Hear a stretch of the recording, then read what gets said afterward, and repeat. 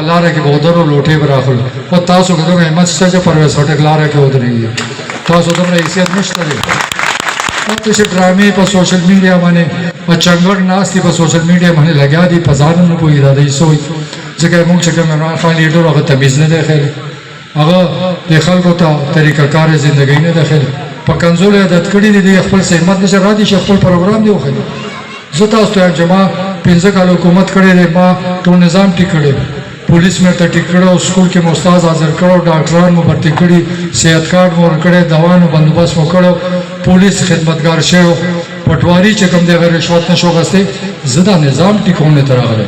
ज़्यादा खेश तो की हो जलसा रहा है जलसा तो पीटीआई वाले को चला लो माशूमान रहा था नासु में दा पीटीआई दा पीटीआई को नौखार के मां जोड़ा था दा टोल खलक माप तरीके साहब के शामिल की और टोल खलक में वापस आंसर रहा तो पार्लियामेंटेरियन के में शामिल को देता वो पता हो دا خلک په تمه دي ما زه به تاسو ته وښیم چې د کلو کې تاسو حیثیت څه دی